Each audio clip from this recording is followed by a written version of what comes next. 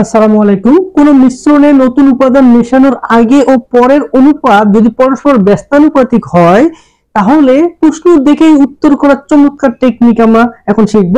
যেমন নতুন উপাদান মেশানোর আগে অনুপাত ছিল 2:1 এবং পরে হয়ে গেছে 1:2, এটা হলো ব্যস্তানুপাত।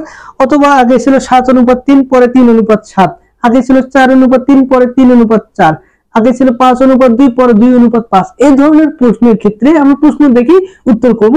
এই ক্ষেত্রে অনুপাতটা যদি এরকম হয়, আগে ছিল 2:1 এবং পরে হলো 1:2, এই ক্ষেত্রে শুরুতেই টোটাল মিশ্রণের যে পরিমাণ ছিল সেটাই উত্তর। এখানে 60 লিটার ছিল, তাহলে উত্তর হবে 60 লিটার। যদি এখানে 50 থাকতো তাহলে উত্তর 50, যদি এখানে 100 থাকতো উত্তর 100, এখানে যদি 80 থাকতো উত্তর 80, এখানে যদি 20 থাকতো উত্তর 20। তাহলে প্রশ্নে কি বলছে, 60 লিটার ফলের রসে আম ও কমলার অনুপাত 2:1, কমলার রসের পরিমাণ কত লিটার বৃদ্ধি করলে অনুপাতটি 1:2 হবে। আমাদের প্রশ্ন পড়ার আগেই কিন্তু উত্তর বের হয়ে আসবে।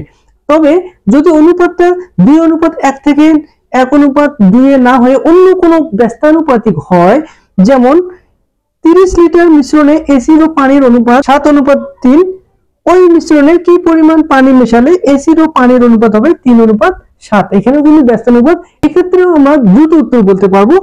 এক্ষেত্রে এই 30 লিটারকে বা টোটাল মিশ্রণকে এই অনুপাত দ্বয়ের ক্ষুদ্রতম সংখ্যা দ্বারা ভাগ করব। তার মানে 3:7 বা 7:3, যেটাই চিন্তা করি না কেন এর মধ্যে ক্ষুদ্রতম সংখ্যাটা হচ্ছে 3। তাহলে এই 30 কে 3 দ্বারা ভাগ করলে 10, 3 10 30, এটা আমরা মুখে মুখে করতে পারি 10, এবং একে গুণ করব এই অনুপাতের সংখ্যাদের পার্থক্য দ্বারা। 3:7 বা 7:3, যেটাই চিন্তা করি না কেন সংখ্যা আছে একটা 3 একটা 7, এই 7 আর 3 এর মধ্যে পার্থক্য হচ্ছে 4, সেই 4 দ্বারা গুণ করব, তাহলে 4 10 40। তার মানে আমাদের সঠিক উত্তর হচ্ছে 40 লিটার। জাস্ট 5 সেকেন্ডে কিন্তু উত্তর করা সম্ভব। এবং এইখানে কেন প্রশ্নে যে সংখ্যা থাকে সেটাই কেন উত্তর হয়, তাহলে এখানে যে টেকনিকটা আমরা অ্যাপ্লাই করলাম সেটা যদি এখানে একটু চিন্তা করি, যে এই 60 কে আমরা কি করব, অনুপাতের ছোট সংখ্যাটা দ্বারা ভাগ করি, তাহলে এখানে 2:1 বা 1:2, যেটাই চিন্তা করি না কেন ছোট সংখ্যা হচ্ছে 1, তাহলে 1 দ্বারা 60 কে ভাগ করলে 60ই থাকতেছে, এবং সেটাকে গুণ করব কি দ্বারা, অনুপাতের এই সংখ্যার পার্থক্য দ্বারা। তাহলে 2 আর 1 এর পার্থক্য হচ্ছে 1, সেই 1 দ্বারা যদি 60 কে গুণ করি তাহলে 60ই হচ্ছে। এর জন্য 2:1 থেকে যদি 1:2 হয়ে যায় তাহলে প্রশ্নে যে সংখ্যা দেওয়া থাকে সেটাই উত্তর। গণিতের এরকম মজার মজার ট্রিক শিখতে, গণিতের প্রতি ভালোবাসা তৈরি করতে অ্যাপ্লাইড ইজি ম্যাথ এই বইটি ফলো করুন।